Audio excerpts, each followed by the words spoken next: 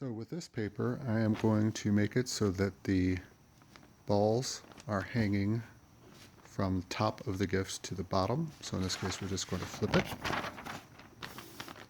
And now we're going to place the gift. Oops, got my hand in the way. I'll place the gift so the front is to the smooth part of the paper. All right. Next, we're going to fold over these edges. You're going to create a crease down each one so you get a clean edge. All right, I'm going to do that really quick. I'll be right back. Okay, and so depending on if you can put tape directly on the box or not, you can either put tape right on it or fold the two sheets over and tape them together.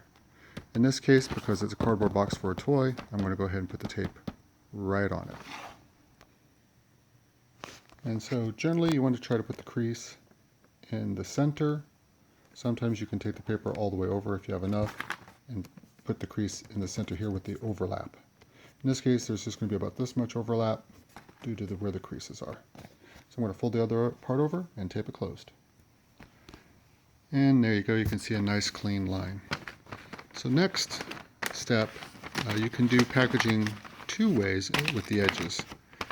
Generally, fatter packaging like this, you wouldn't do the triangle method, which is fold these corners in, fold it over to form a triangle, and then do the same on the other side so that you end up having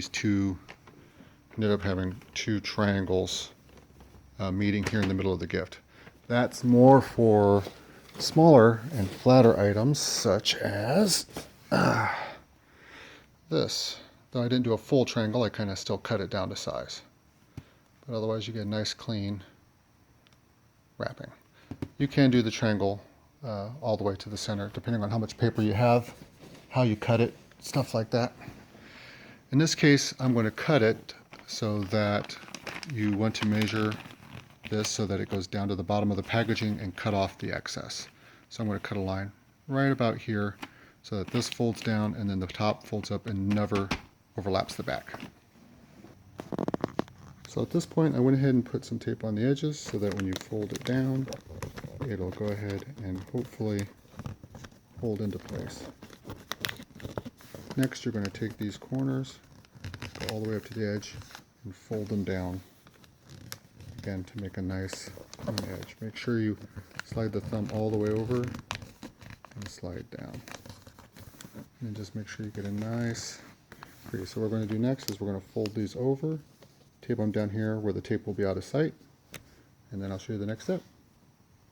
So what I'm going to do at this point is I'm going to fold this in half, and when I fold it in half, I'm going to put the tape underneath the edge before folding it, and then close it with the tape so it makes a nice straight and sealed. All right, 1 second. All right, and now that it's closed, you can see it. Just to show you, this was one that was done earlier. I usually like to get the line in the center, but you don't have to be that anal if you don't want to be. In fact, on this one here, I cut the paper a little bit too short, so it's a little bit not quite in the center, but that's all right. It'll still be a nice wrapping once it's done. All right, so now we're going to put the bow and the label. Lots of things you could do with the packaging. You can do the crisscross ribbon that meets in the center. Usually use that with shirt boxes. In this case, I'm just going to put two bows, one in each corner.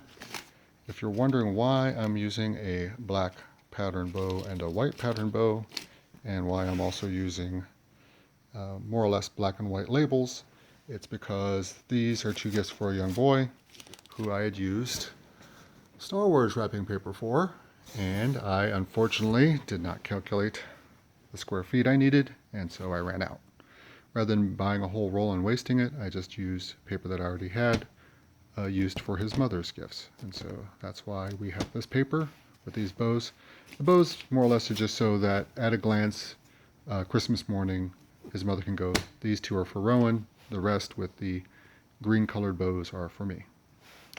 And that's how you wrap a gift with nice clean lines. Looks nice, like you had it done at a department store.